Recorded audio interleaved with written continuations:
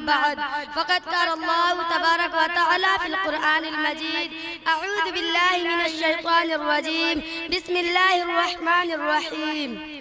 ذلك الكتاب لا ريب فيه هدى للمتقين وقال النبي صلى الله عليه وسلم خيركم من تعلم القرآن وعلمه الہی رونق اسلام کے سامان پیدا کر الہی رونق اسلام کے سامان پیدا کر دلوں میں مومنوں کے الفت قرآن پیدا کر صدر محترم اسٹیج پر رونق افروز بزرگانی دین اور حاضرین جلسہ آج کے اس محفل میں اور آج کے اس مبارک اجلاس میں میرا معزز سخن دنیا کے سب سے پاکیزہ اور مقدس کتاب قرآن پاک ہے ہمیں چرچے سورج کی طرح یقین ہے کہ اس کا ایک ایک حرف سچا اور صادق ہے وہ قرآن پاک جس کی زبان مقدس بیان مقدس اور جو فصاحت و بلاغت کا ڈھانٹے مارتا سمندر ہے جس کے متعلق ارشاد ربانی ہے قرآن وہ کتاب ہے جس کے صادق اور برحق ہونے میں کوئی شک و شبہ نہیں اور جس کے بارے میں محسن انسانیت حضور پاک صلی اللہ علیہ وسلم نے یہ ارشاد فرمایا کہ تم میں سب سے بہتر وہ شخص ہے جو قرآن کو سیکھے اور سکھائے دعا کیجئے کہ خداوند قدوس ہم سب کو قرآن پاک کی دولت سے مالا مال فرمائے آمین نوجوان دوستو قرآن پاک ربی ذوالجلال کی طرف سے عطا کردہ وہ حسین تحفہ ہے کہ جس نے 23 برس کی قلیل مدت میں پورے عالم میں وہ انقلاب برپا کر دیا کہ بڑے سے بڑے فصحاء بلغاء ادبا اور شعراء حیران و شزدر رہ گئے جس کی آیاتوں کو سن کر پتھر دل موم ہو گئے یہی وقت دوستو یہی وہ قرآن ہے جو رہتی دنیا تک کے انسانوں کے لیے سراپا ہدایت و رحمت ہے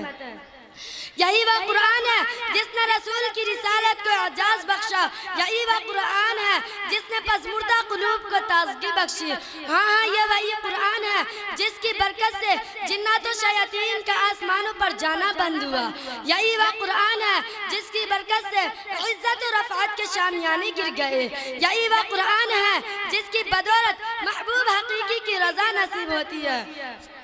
یہی وہ قرآن ہے جو سچائی اور امانت داری کا درس دیتا ہے یہی وہ قرآن ہے جس کی بدولت عمر فاروق رضی اللہ تعالیٰ عنہ کو ایمان نصیب ہوا یہی وہ قرآن ہے یہی وہ قرآن ہے جس کی نظیر پیش کرنے سے ساری دنیا عاجز و قاصر رہی یہی وہ قرآن ہے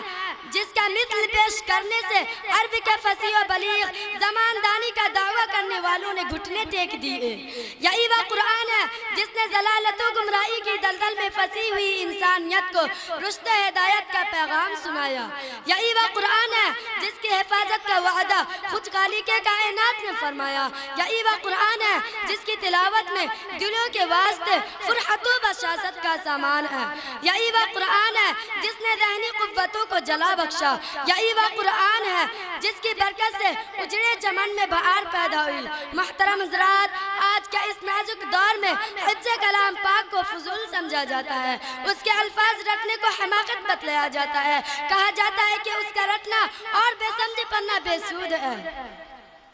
آپ سب جانتی ہیں کہ قرآن کریم روئے زمین پر موجود تمام کتابوں میں سب سے صحیح اور معتبر کتاب ہے قرآن مجید جو حضرت محمد صلی اللہ علیہ وسلم پر نازل کیا گیا ایک ایسی کتاب ہے جس کی دنیا میں کوئی نظیر اور مثال نہیں ہے نہ فصاحت و بلاغت میں نہ فضائل و اوصاف میں نہ کلام و بیان میں اور نہ ہی احکام و فرمودات میں ہر اعتبار سے بے نظیر ہر اعتبار سے بے مثال یہ وہ نسخہ کیمیا ہے جس میں ہمارے لیے دنیا و آخرت کی فلاح و بہبود اور کامیابی و کامرانی کا سامان ہے جس پر ایمان لانا ہماری دنیا و آخرت دونوں جگہ کی فوز و فلاح کی ضمانت ہے دنیا میں نزول قرآن سے پہلے بہت ساری کتابیں انبیاء کرام پر نازل کی گئی لیکن کسی کتاب کی حفاظت کی ذمہ داری خدا نے خود نہیں لی یہ امتیاز صرف قرآن کو ملا کے اس کی حفاظت کی ذمہ داری باری تعالیٰ نے خود لی ہے چنانچہ فرمایا اِنَّا نَحْنُ نَزَّلْنَا الذِّكْرَ وَإِنَّا لَهُ لَحَافِظُونَ قرآن کریم ہم نے نازل نازل کیا ہے اور ہم ہی اس کے حفاظت کی ذمہ دار بھی ہے۔ قرآن کریم میں باطل گھسنے کی گنجائش نہ آگے سے نہ پیچھے سے نہ دائیں سے نہ بائیں۔ لا یأتی الباطل من بین یدیہ ولا من خلفہ۔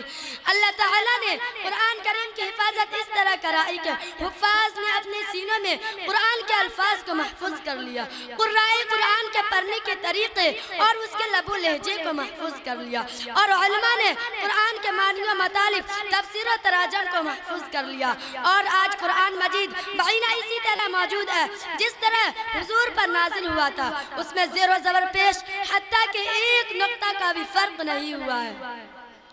قرآن کریم کی حفاظت کا سب سے بڑا ذریعہ خدا نے امت کے سینوں کو بنایا۔ پیارے آقا محسن کائنات صلی اللہ علیہ وسلم نے یہ ارشاد فرمایا کہ پیارے آقا محسن کائنات صلی اللہ علیہ وسلم نے جس کی حفاظت پیارے آقا محسن کائنات صلی اللہ علیہ وسلم کائنات جس کی دنیا میں